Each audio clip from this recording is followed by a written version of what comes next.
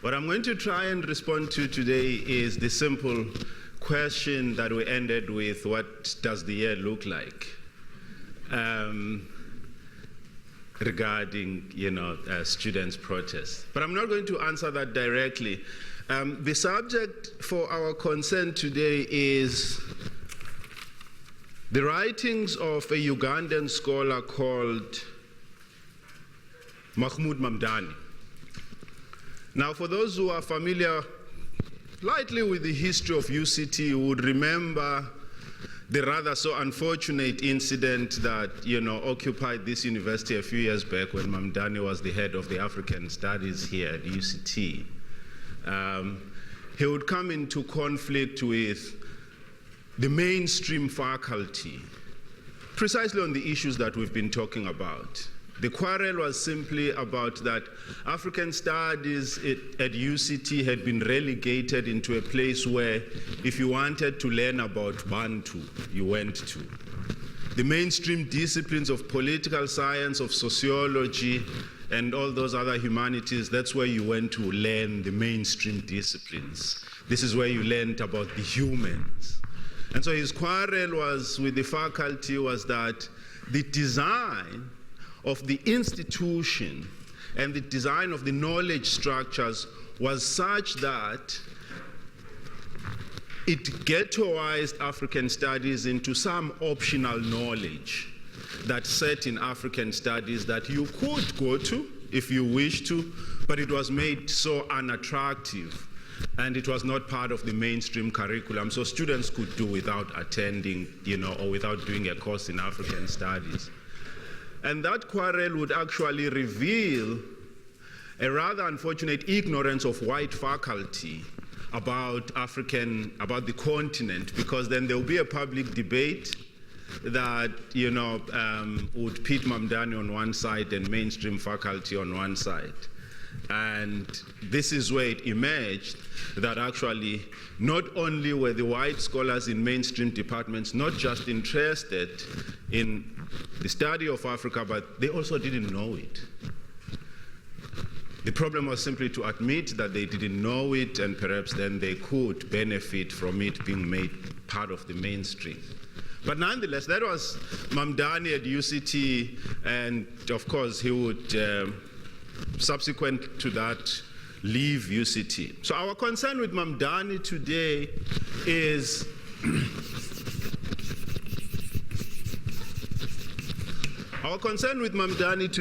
is mainly with his ideas regarding colonialism and what is the nature of colonialism, and having understood the nature of colonialism, what are the necessary steps that need to be taken in order to deconstruct the colonial society. So somewhat we are treading along the same path as yesterday, trying to understand colonialism from the perspective of the colonized and what is required in order to undo a colonial society. Mamdani is a Ugandan scholar, originally, or rather is an Indian immigrant. He's a second or third generation Ugandan Indian who's worked, virtually all of his life, within the African Academy. Before coming to work at UCT, he had worked the longest period of time, uninterrupted at Dar es Salaam University in Tanzania. He had worked there from 1972 up until 1978. This was the longest period he spent, in one institution uninterrupted. Now, I mention this because somewhere in the course of what we're going to talk about today, it becomes important. Now, Mamdani belongs to what we call the first generation of post-colonial African intellectuals. He belongs to what we call the first generation of post-colonial African intellectuals.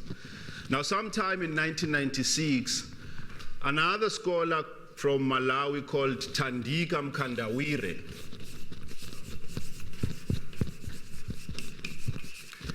had written an article interestingly titled "3 Generations of African Scholars." Now, many people know Thandika for his work on the developmental state. But today we want to encounter him when he talks about what he calls 3 generations of African scholars. In this article, Thandika Mkandawire traces 3 generations of African scholars, and he characterizes or he draws out what are the features that are definitive of each of these generations. Now, Mamdani belongs to the first of these 3 generations. We won't have time to look at Thandika's characterizations of the other generations. Of interest to us is the first generation of scholars to which Mamdani belongs to. Now, Thandika points out that this generation was the generation that went to school under colonialism and then went to the university in the post-colonial era. So their training straddles both the colonial and the post-colonial. They went to school under colonialism and then went to the university in the post-colonial era. Many of them would become beneficiaries of schemes designed mainly by the West to attract African scholars so that they would go and study in the West and in America. Remember, these are the 1960s. This is at a time when there is the Cold War. So America and the West are interested in training as many African intellectuals as possible in order that they may dissuade them from being enthralled with the communist path of development. So there were many of these schemes that became available to African scholars to go and study in Harvard, to go and study at Oxford and Cambridge, such that the first generation of African intellectuals, many of them were beneficiaries of this. Mamdani himself was a beneficiary of this. He did his PhD at Harvard under this scheme. The third characteristic of this generation is that, as Thandika Mkandawire says, this was a generation that took its scholarship as social responsibility. For this generation, their scholarship was not just a career. They took it upon themselves, or rather they considered themselves as being seized with a social responsibility to train a generation of indigenous African scholars. So many of them spent their time in the classroom, such that if you look at the trajectory of their careers, they blossomed very late in life because they spent the early parts of their careers training the next generation of intellectuals. So they took it upon themselves to ensure that their countries, their respective countries, produced an equal number, rather, a sufficient number of intellectuals, because remember, these were countries that were coming out of colonialism that did not have in critical number indigenous intellectuals. So these scholars who had gone abroad realized that you cannot outsource the responsibility of training your intellectuals to other countries. And so they took it upon themselves to do an extra, or to go an extra mile in training the indigenous intellectuals in their respective countries. So this is the generation that is largely responsible for the many Nigerian, Zimbabwean, and Kenyan scholars that you see in South Africa today. These are the scholars who ensured that these countries produced in large numbers their own scholars. And as we've said, they spent a large part of their time in the classroom rather than focus on their individual careers. And one of the debilitating things about the academic career is that it's a very enlightened, selfish career. People who become academics spend their time wanting to outclass their colleagues. They want to be distinguished professors, they want to do, so they become engulfed in self-actualization. And it's a very individualizing profession where people become obsessed with themselves, with their publications, and at times they care less about the social responsibility or the social commitment or the nature. No, let's get this right. They become disinterested in the extent to which their scholarship actually helps society. At times they write for the sake of publishing or getting published. And of course, academic journals are not concerned whether your writing helps society or not. You know, they are interested in other things. So you find that academics become so obsessed, you know, in their progression, because also the structure of the academy is such that people count years on you even when you are not looking. So in 2-3 years' time, people would ask, so you've been a lecturer, so you are due to become senior lecturer, associate professor, and all of that. So there is pressure on unconscious academics to fulfill, you know, that obligation, such that in South Africa, the drawback of this is that we have designed academic or scientific funding institutions have responded to that to the detriment of the classroom. So you have organizations in South Africa like NRF. What do they reward? So when you've become a professor and you're a rated professor, they give you funding.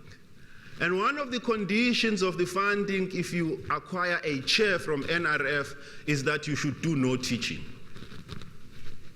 So when you've become a distinguished academic, what we do, we incentivize you leaving the classroom, so that students are then left with the worst academics.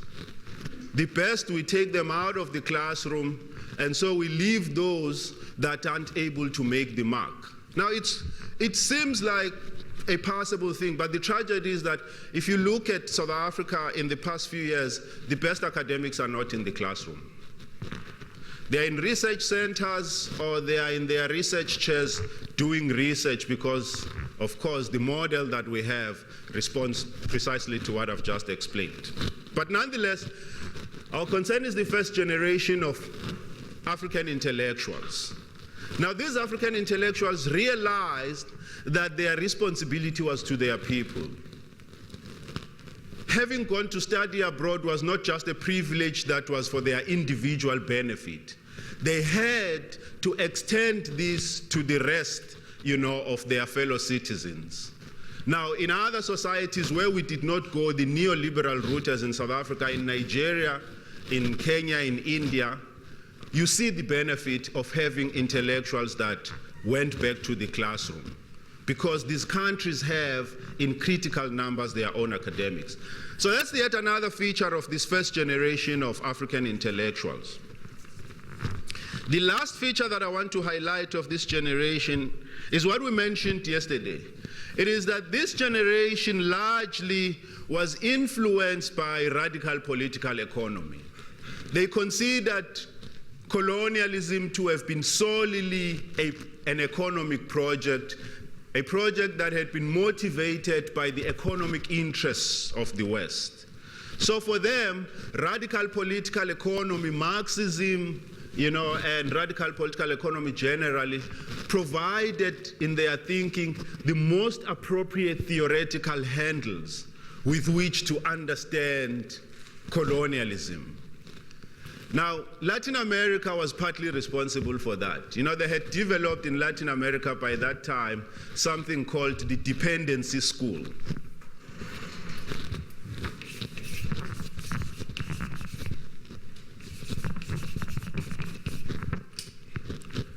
So they had developed in Latin America what we call the dependency school, which was also influenced, you know, by radical political economy.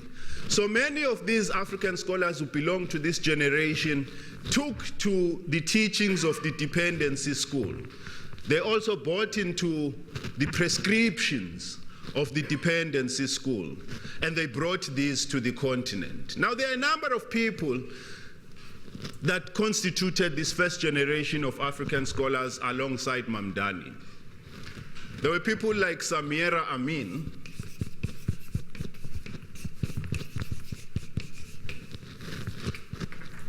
there were people like Den Nabudere, Nabudere is a fellow Ugandan to Mamdani. Samira Amin is an Egyptian scholar who has since settled in Senegal. There were people like Claude Ake. Claude Ake was a foremost political economist from Nigeria. There were people like Masipula Sithole, a Zimbabwean scholar who cut his teeth studying ethnicity. And there were many others, who constituted this first generation of African scholars. And as we've said, many of them were convinced of the appropriateness of radical political economy as the appropriate tool or framework with which to understand the effects of colonialism. But there was a rude realization that they had to come to in the 80s, that political economy or radical political economy and its categories of class failed when confronted with African reality. Now, it is Mamdani himself that would acknowledge this failure in a much more forthright manner. And in a moment, I'm going to read you his admission to this, but I do want to mention two members of this first generation of African scholars, because both of them are South African, and both of them do have a certain relationship with UCT. One of them is Archie Mafeje. Archie Mafeje is South Africa's, perhaps until today, foremost anthropologist, who studied under Monica Wilson, and unfortunately, because he was black, was refused employment at UCT twice. The other scholar is Bernard Makubane.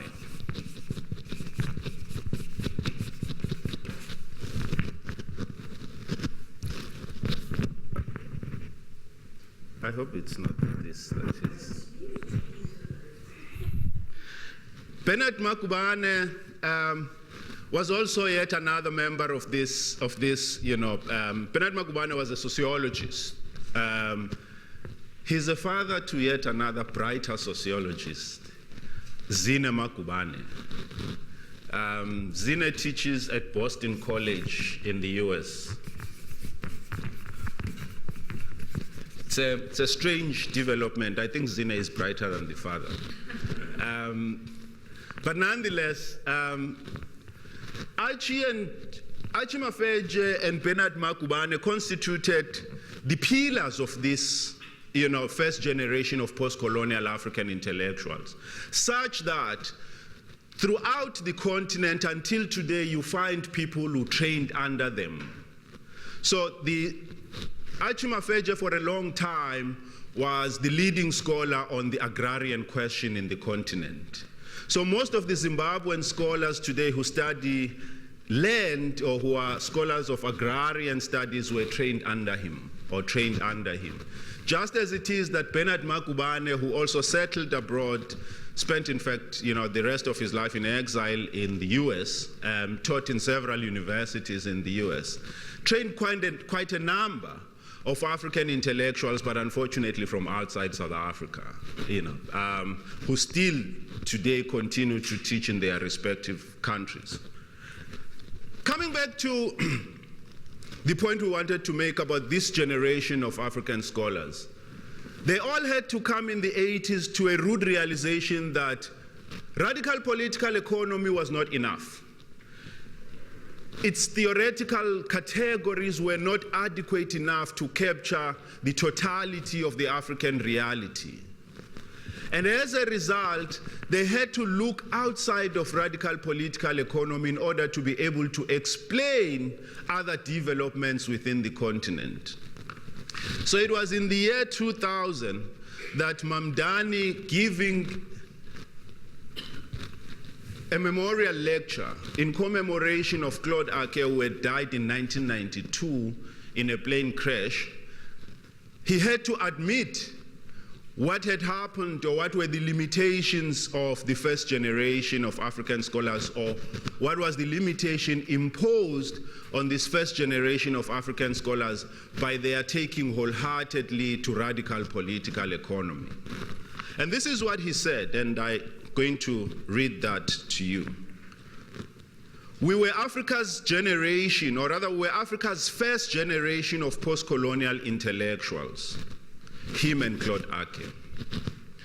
We were convinced that the impact of colonialism in our societies was mainly economic. We were convinced that political economy was the most appropriate tool to come to analytical grips with the colonial legacy. The limits of political economy as a framework for political analysis began to surface in the face of post-colonial political violence. For political economy would only explain violence when it resulted from a clash between market-based identities. In the face of political violence that cut across social classes rather than between them, explanations rooted in political economy offered less and less analytical clarity. In simple terms, what these scholars increasingly were unable to explain was ethnic violence. They were unable to understand why is it that people who belong to the same class but belong to different ethnic groups would fight amongst each other. Political economy or Marxism can only understand violence when it erupts between classes. It can only understand violence between the working class and the bourgeois. It cannot understand violence that erupts within the working class itself or within the bourgeois itself. Now, increasingly, these scholars were confronted with the African reality where people who belong to the same class but who belong to different ethnic groups or who belong to different religious groups or who belong to different regions came to fight amongst each other or amongst themselves. Now, political economy was unable to explain this. They had to jettison political economy and look somewhere else. And this is the moment when Mamdani leaves behind political economy and begins to understand the effects of colonialism as being economic but much more than economic, as being constituted by economic motives but by much more than just economic motives. So he would then write several things, but today we're going to focus on one of his books, which I think is perhaps the most popular and the most important of his writings, a book titled Citizen and Subject.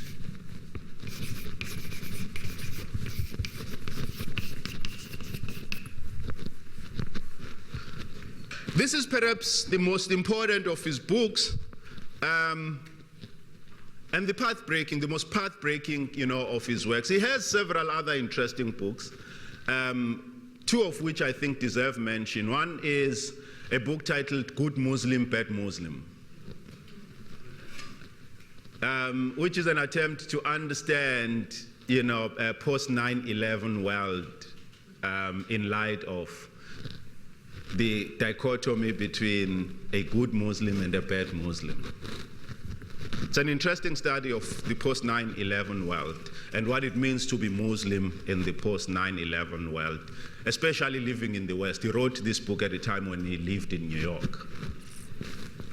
The other book that is interesting that he would write is titled Saviors and Survivors. It's a book on Sudan, particularly Darfur. Now, it's an attempt to understand the violence that erupted in Darfur.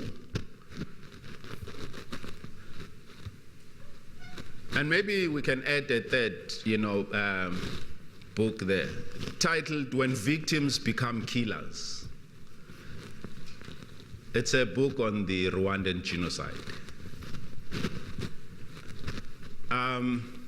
Now, you'd see something. I mentioned these titles deliberately. Citizen and Subject, Saviors and Survivors, Victims and Killers. There's always a dichotomy in the way in which he writes. Now, this is very much as a result of the typical Marxist tradition of clashes or contradictions in the appropriate Marxian language. Marxists think that, history is propelled forward by contradictions between different, elements or different categories. Now, this is a carryover. Even though Mamdani had long left behind Marxism, you can still see how it influences his conception, of history. History has been propelled forward by contradictions, particularly by two antagonistic, categories. So here you find the citizen in conflict with the subject, of victims and killers, or saviors and survivors. This has been the trend in the way in which he writes, different aspects, of different societies that he studies. Be that as it may. So Mamdani had, by the late 80s, come to realize that Marxism was no longer enough, or radical political economy was no longer adequate as a tool with which to make sense of the totality of the effects of colonialism. They far exceeded the material, or they far exceeded the economic. And so when he writes Citizen and Subject, there are a few things that he mentions in the preface, or rather in the introduction to the book, that drive the point home that he had, given up, or maybe not given up, but left behind radical political economy. As he says, that one of the motivations why he wrote Citizen and Subject was that enough had been said and written about how Europe exploited Africa. In a sense, he was saying enough had been written about how colonialism ravaged the continent economically. There were other things that hadn't been written about. And so, as he says, that Walter Rodney, for instance, had written a book. Walter Rodney is a key radical political economy scholar who wrote an important book that virtually all radical political economists still refer to, titled How Europe Underdeveloped Africa. Now, Walter Rodney, Mamdani says, had written a book about how Europe underdeveloped Africa. His interest in writing Citizen and Subject was to understand how Europe governed Africa, or how Europe ruled Africa, or simply how colonialism ruled those over whom it dominated. What structures of authority did colonialism impose over those it governed, over those it dominated? So if Walter Rodney was interested in how Europe governed, or rather how Europe underdeveloped Africa, his interest was on how Europe ruled Africa, or how Europe governed Africa. So one of the objectives in Citizen and Subject is to unravel the structures of colonial rule. To unravel the structures of colonial rule, how colonialism designed its structure of rule. Because his interest was not just the structure of rule for its own sake. His interest was, if we then understand what structures with which colonialism governed, we then know how to undo them. Because if we do not understand them, then we would not be able to undo them, or would not be able to deconstruct them. So first, you must appropriately apprehend the nature of colonial power before you can dismantle it. And so his attempt was to make sense of the structure of colonial power in order that we may then dismantle it, or we may then decolonize in an appropriate, manner. So that was one of his objectives in writing Citizen and Subject. The second objective that he specifies in the book is interesting enough. As he says, one of the things that he wanted to debunk was the myth of South African exceptionalism.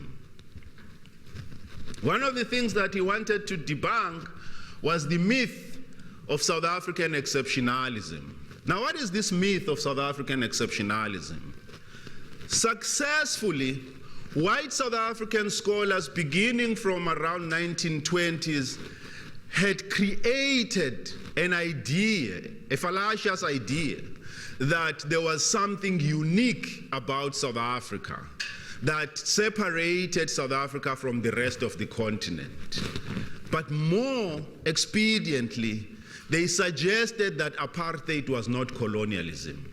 Their intention in propagating the myth of South African exceptionalism was to suggest that apartheid was not colonialism.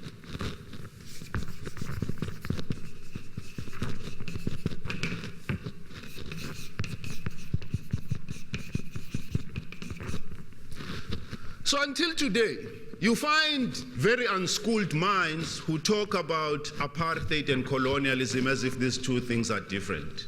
Apartheid was nothing, it was colonialism. Colonialism, or the model of apartheid, as we're going to show just now, was not a peculiarly South African thing. Just as it is that apartheid was not an Afrikaner creation. I think Afrikaners have for long unfairly shouldered the responsibility for apartheid or colonialism. It was a British creation. It was an English creation. Long before Afrikaners came into power in 1948, Lord Milner had instituted divide and rule in South Africa. You'll see that in a moment. We'll trace that trajectory of colonialism from that moment in order to show that there was nothing exceptional about South Africa. What prevailed in South Africa was a generic model of colonial rule that the British had come to know as divide and rule. So Mamdani's interest or objective in writing Citizen and Subject, as we said, was to debunk the notion of South African exceptionalism. It was to show that apartheid was nothing but a model of rule that South Africa borrowed from the rest of the British colonies. And we're going to trace briefly its development within the colonial circles, beginning from India. So, in Citizen and Subject emerges a different understanding of colonialism that departs from radical political economy. There's very little, in fact, there's absolutely nothing in Citizen and Subject that talks about the economy. As you have heard briefly, the concern is with the structure of rule, that prevailed in colonialism, such that at the end we're then going to ask the question, has decolonization processes or have decolonization processes attended to this structure of colonial rule that Mamdani maps out for us? Now, what was this structure of colonial rule that emerges, or what is the structure of colonial rule that emerges in in Citizen and Subject that seems to suggest that apartheid was nothing peculiar to South Africa, that seems to suggest that apartheid was not an Afrikaner creation? Now here begins Mamdani's attempt to trace this model of rule that he calls divide and rule, or that the British called divide and rule, which he calls decentralized despotism.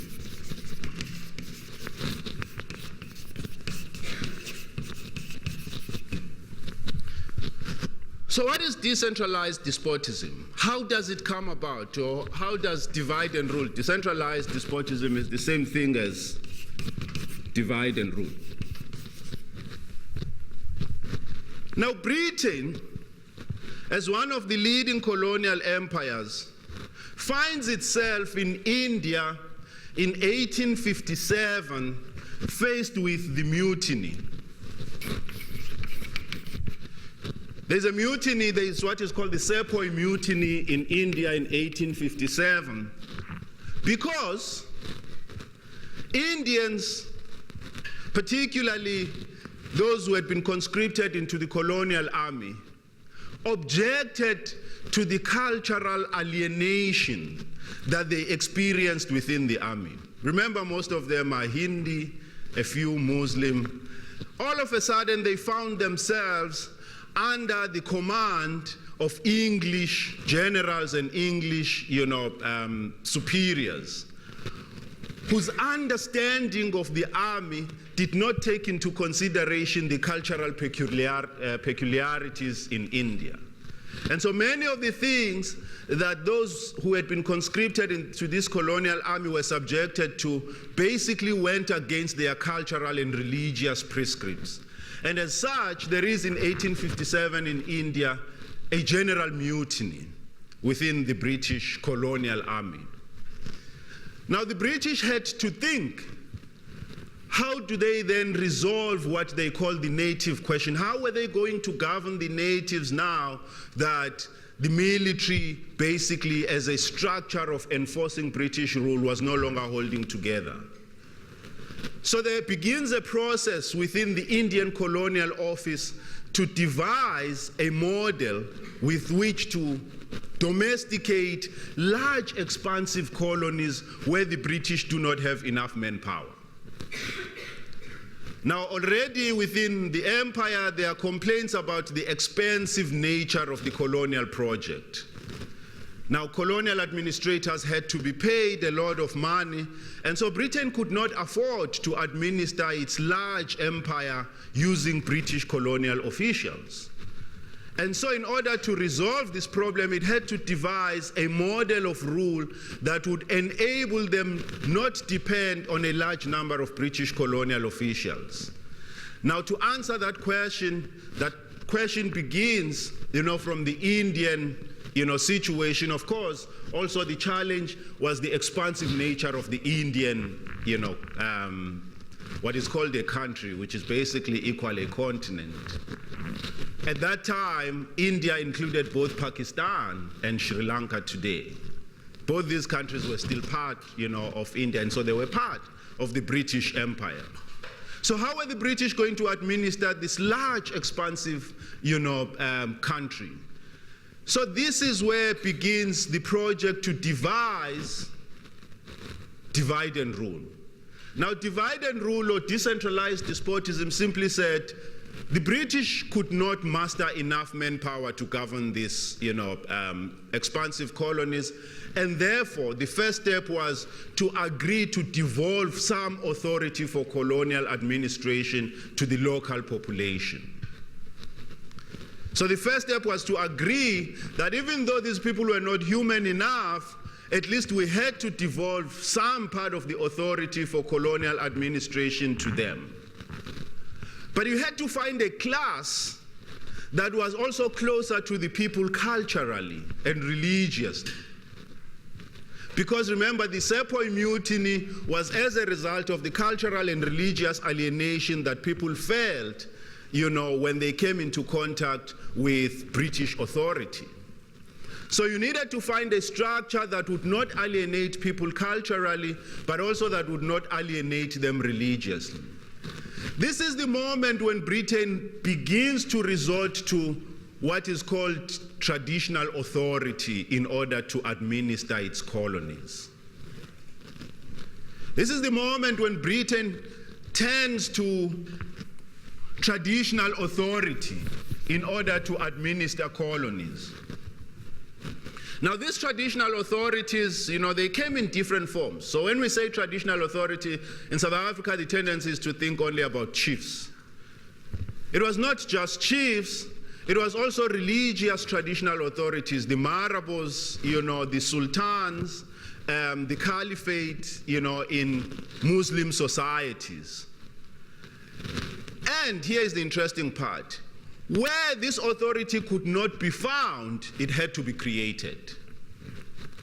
Where Britain could not find this authority, because traditional authority is not a peculiar feature of all African societies. There are societies that never had chiefs. There are societies that never had this structure of traditional authority. It is not a historical fact that the peculiar structure of authority in Africa that existed everywhere is the structure of traditional authorities. There are several, African communities that never had traditional authority. And the good example of that would be the Igbos of Nigeria. This is why every Igbo you meet today is a chief, because chieftaincy could be acquired. So all of them went to acquire chieftaincy because it was a status symbol that you could acquire. This is how distorted the structure is. In your next encounter with an Igbo person, ask him if he's not a chief. Nonetheless, so where this traditional authority could not be found, or where it did not exist, it had to be created. This is how we came about what we call warrant chiefs. Warrant chiefs were those chiefs that were appointed by the district officials, of the empire. And so in instances where, for administrative convenience, you had clans that had chiefs that were rather small, what the British would do is to amalgamate a number of clans and then appoint a chief. Or in certain instances where you had a clan that was too large, for administrative convenience, the British would divide that clan and appoint two chiefs. Now, many of the squabbles today about who is the rightful chief of the Xhosas of Abatembu and whoever in South Africa emanates just from there. At a time when the British needed, for administrative colonial convenience, to create chiefs where they did not exist. So we said, this model of divide and rule begins in India. So it would be experimented with in India, and then it would come to Kenya, and then it would go to the Caribbean, before finally it found its perfection in Nigeria. By the time it came to Nigeria in 1914, the British had perfected it. Now, there are common figures in British colonial administration who were key to the development of this model of rule. Central to the development was Lord Lugard. Now, Lord Lugard had been a junior British colonial officer in India at the time, later after the mutiny. He arrived in India very late in the 1800s. He was part of the discussions when this model was being developed and refined in India and in the larger British colonial office. Remember, one of the interesting things about working for the British colonial administration at the time is that after 2 years, every British colonial administrator had to go back to Britain for what was called a refresher course, to be taught at Oxford and Cambridge new colonial designs. So when they went back, these are precisely the things that they were taught on how to administer the natives. So Lord Lugard was in India when this model was developed. He would then be sent to Kenya to experiment with it. And when Nigeria becomes one united country in 1914, he's sent there because the British thought at that time that they had perfected the model. And in order to administer such a large country, they needed someone who was experienced. And indeed, Nigeria has proven to be the apple in the eye of British colonial policy formulation, because this policy worked best in Nigeria and had precisely the effects that divide and rule has everywhere. Here is the simple effect of divide and rule anywhere. All former British colonies, when they attain independence, their independence is followed by a civil war.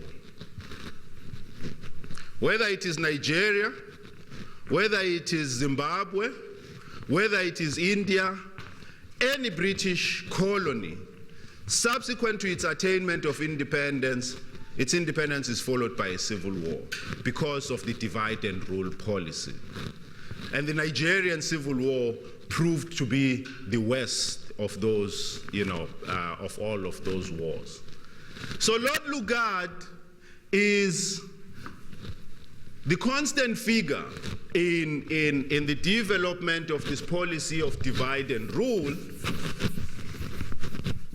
such that in Nigeria you have the best model, of divide and rule.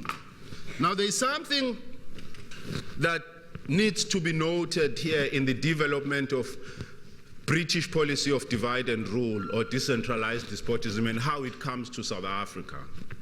Now, this is not the only way in which it comes to South Africa, but we can trace how it ends up in South Africa by looking at what is called the Rhodes Lectures.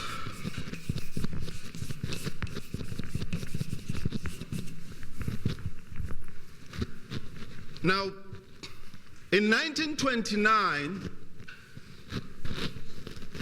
Smuts is invited to give what is called the Rhodes Lectures at Oxford. When Rhodes when Smuts, Jan Christian Smuts, goes to Oxford to deliver the Rhodes Lectures in 1929, one of the lectures, he gave quite a number of these lectures. In one of the lectures, he's seized with what he calls the native question. He's seized with, how do we resolve the native question in South Africa? Now, he presents his lectures, in Oxford. He erroneously thinks that it was late in life in South Africa to adopt divide and rule because, as he said, the South African population had become so urbanized such that it would be difficult to send people back to their ethnic groups where they would have a chief over them. Now, the advice he gets was that actually it was still very possible. So by the time he finishes his tour of Britain, he's convinced that it is still possible to get black South Africans back into their dominions. These are the origins of forced removals. Because you needed to forcibly remove people from the urban areas and send them back into their ethnic, homelands, so that you could administer them through the chiefs. But here was the second route of divide and rule to South Africa. Now, of course, you know that South Africa from 1910 had basically been two countries. There was the British part of South Africa and the Afrikaner part of South Africa. You had the Free State and the Transvaal, or what would become the South African Republic under the Afrikaners, and you had Natal and the Cape Colony being under the British. Now, if you look at how the British administered the Cape Colony and Natal, you would find that actually by 1894, with the Glen Grey Acts, divide and rule had been introduced in South Africa, such that when Sir Theophilus Shepstone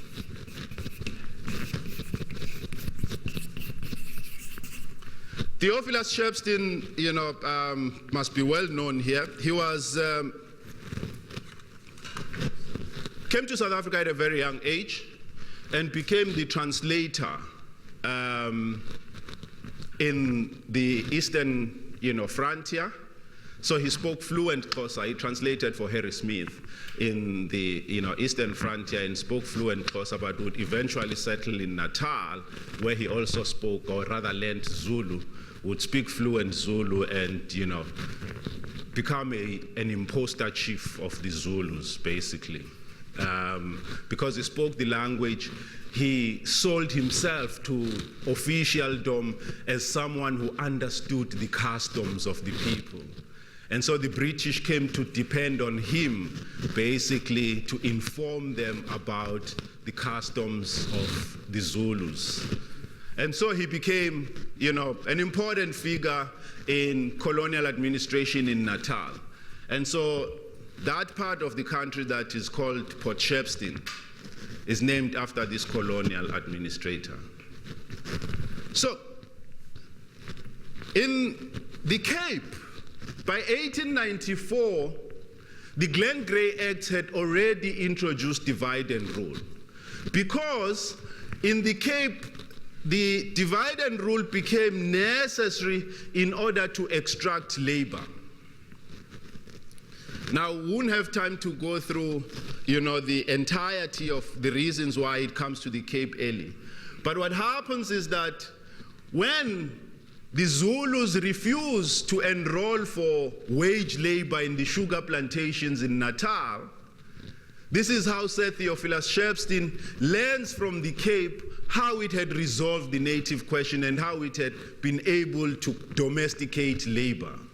Now remember, Zulus for a long time refused to subscribe to wage labor in the sugar plantations. That's the reason why then the British had to import labor from India, because the Zulus were not accustomed to wage labor.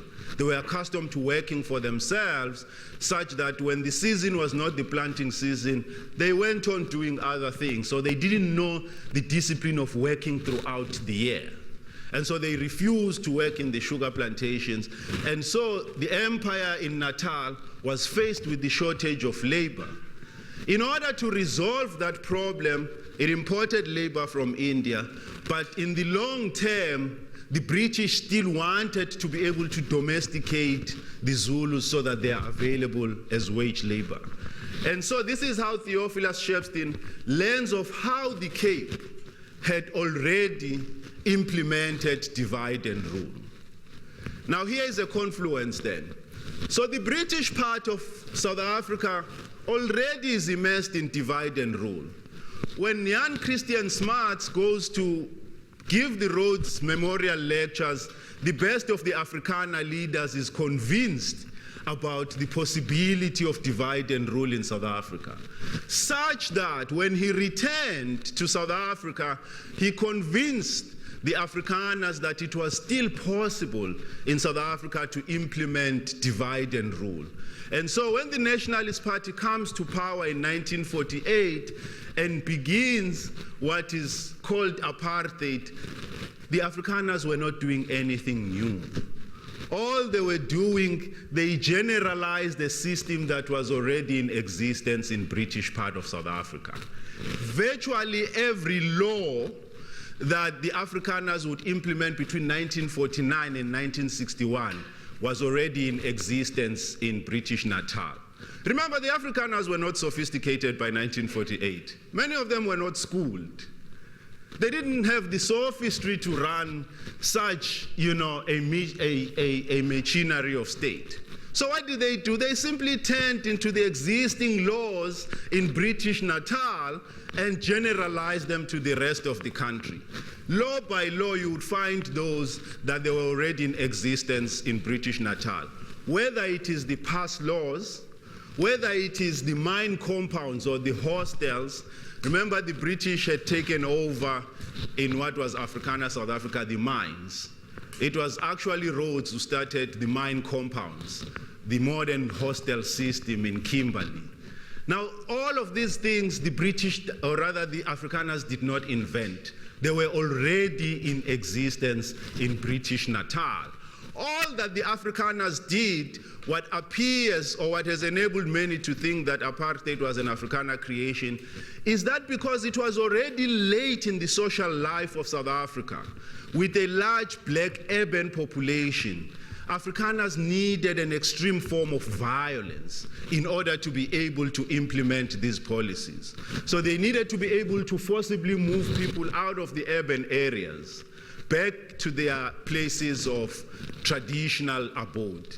And so they needed to do this simply because at the time when they implement divide and rule, the social, political, and economic circumstances were no longer favorable to the policy. And so, but because they were determined to implement the policy, they had to resort to violence. Now, I see that we have very little time. Quickly, I want to show you how divide and rule works.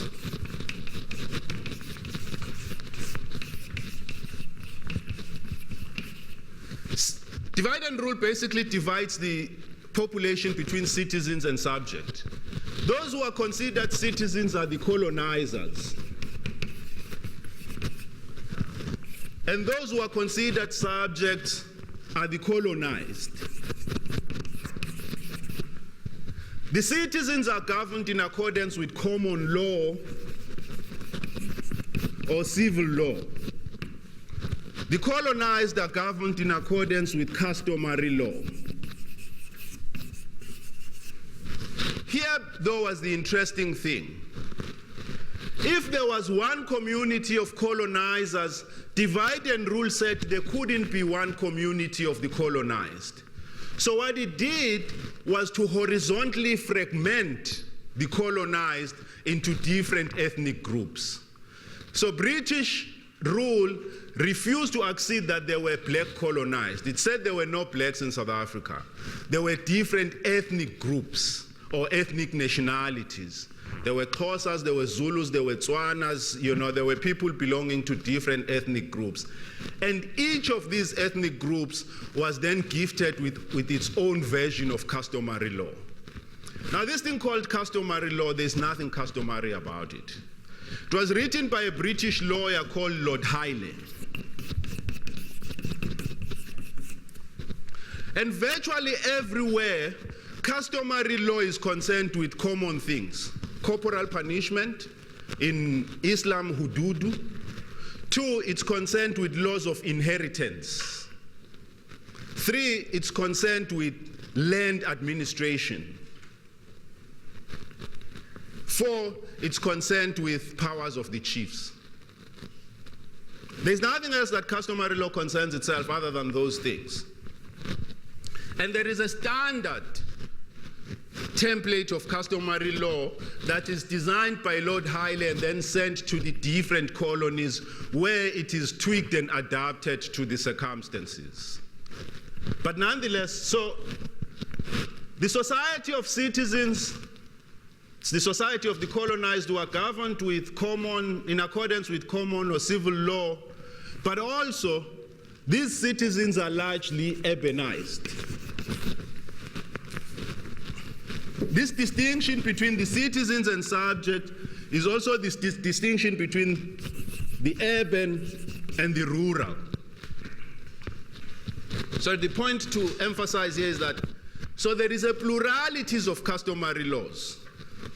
There's not one single customary law. So there's Zulu customary law, there's Xhosa customary law, there's Tswana customary law, because the British said each of these groups had to have its own version of customary law. But this version of customary law is basically developed from one template that is drawn by Lord Haile. So this distinction between citizens and subject is a distinction between the urban and the rural, but also these citizens, as Mamdani says, they were governed in accordance with all the principles of modern society. So they had, for instance, the right of association. They had, if they went to courts of law, the right of appeal. They had, the right to administrative justice and natural justice, and all those precepts that you find in any modern society. But there was something curious about this category of people. They were not governed, but they were ruled by the chief.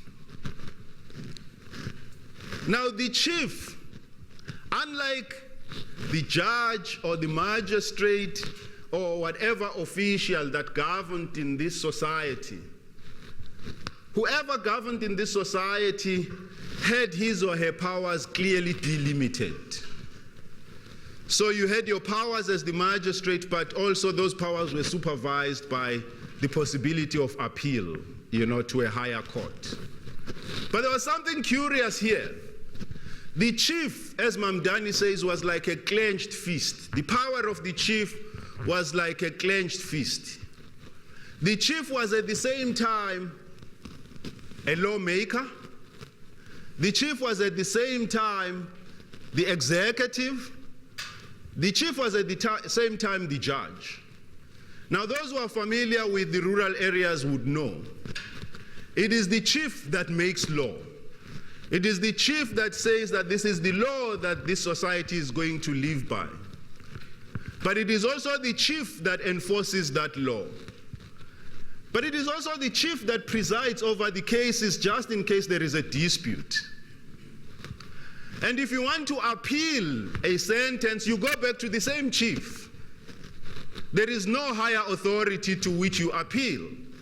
So as Mamdani says, the power of the chief was like a clenched fist. In the chief, you had the judicial, the executive, and the parliamentary functions fused in the hands of this one person.